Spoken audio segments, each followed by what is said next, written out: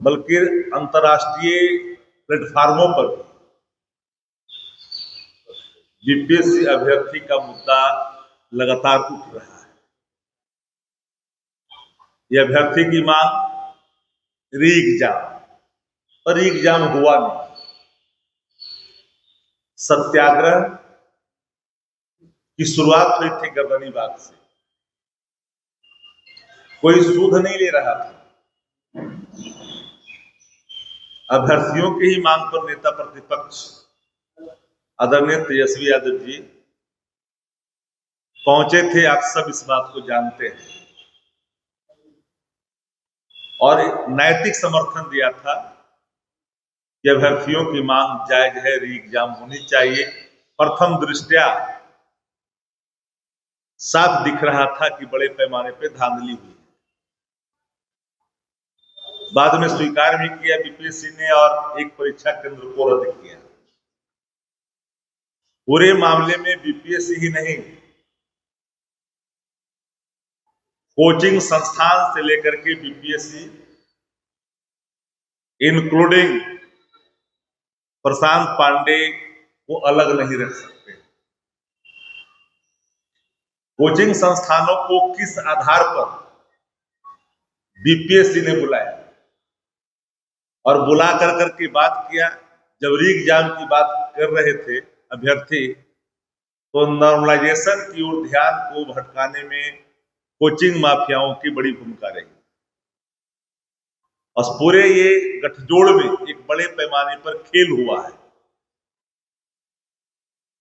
अगर तफ्तीश हो, इसकी सीबीआई जांच हो, जुडिशरी जांच हो, तो बीपीएससी के अध्यक्ष जेल के सलाखों में दिखेंगे। जो लोग साक्ष्य पूछ रहे हैं, साक्ष्य जुटाना सरकार का दायित्व है।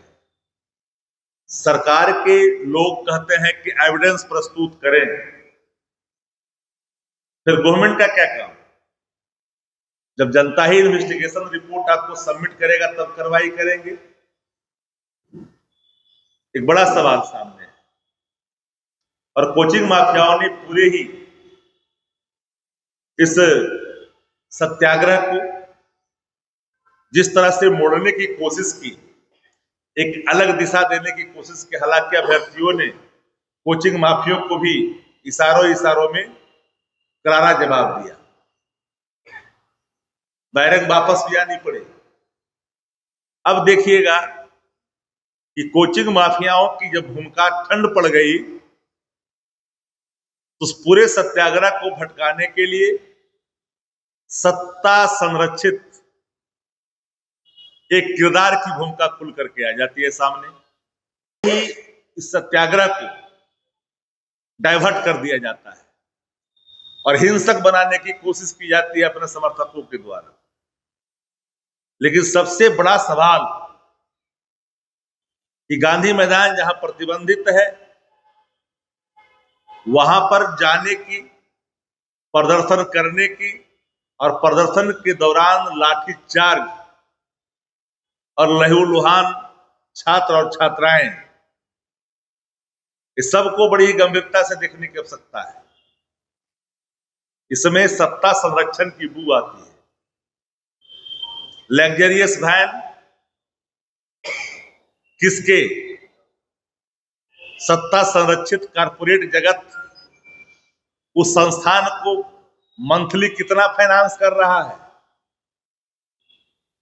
एक पूर्व सांसद जो भारतीय जनता पार्टी के हैं, उनकी भूमिका क्या है? हम शुरू से कह रहे हैं, ये जो पात्र है बाजारू शिखंडी जो है, वो पूरे तौर पर भारतीय जनता पार्टी का बेबी प्रोजेक्ट है। भाजपा सीधे नहीं लड़ती, अपने लोगों को कई रूपों में खड़ा करती है। उसका एक नमूना है जहां बिहार अपराध से त्राहिमाम कर रहा है, पुलिस की तत्परता वहां दिखनी चाहिए, वहां नहीं दिख रही है। बिहार में अपराधी बेलगाम है, 156 से अधिक हत्याएं हो रही है। वहां पुलिस की भूमिका नहीं दिख रही है। हमने जब कल निर्णय लिया कि संवाददाता सम्मेलन कल किया जाएगा, तो मैंने देखा पुलिस की सक्रियता कि अपनी बेबी प्रोजेक्ट को दिखाने के लिए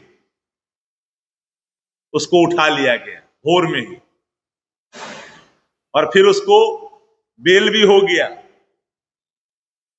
ये बात समझनी पड़ेगी। पूरे मामले में छोड़ भी दिया गया। तो सत्ता संरक्षित एक किरदार पूरे आंदोलन को, सत्याग्रह को कमजोर किया। और ये सत्ता संरक्षित जो बाजारू शिखंडी है, इसमें पूरी भारतीय जनता पार्टी की भूमिका साफ साफ दिखती है। पूरे उसके जब लग्जरियस वैन जिसमें एक्टर्स लोग थकने के बाद आराम करते हैं, मसाज लेते हैं एक्टर्स लोग, वही वैन है ये। और वो वैन कैसे गांधी मैदान में इतने दिनों तक खड़ा रहा, मुझे हैरानी तब हुई कि एक आईपीएस अधिकारी को जिस तरह से ट्रीट किया गया, काश अगर कोई दूसरे दल का, विपक्ष का कोई नेता इस तरह से ट्रीट करता, उसके खिलाफ न जाने किस तरह की विभत्स तस्वीर दिखाने की कोशिश की जाती। सत्ता प्रतिष्ठान आगबुल्ला होता, लेकिन सत्ता प्रतिष्ठान की भूमिका संरक्षण की है।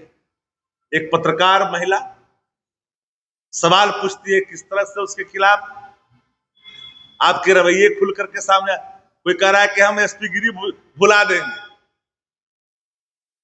महिलाओं के प्रति किस तरह के भाव आपके हैं? एसपी गिरी भुला देंगे?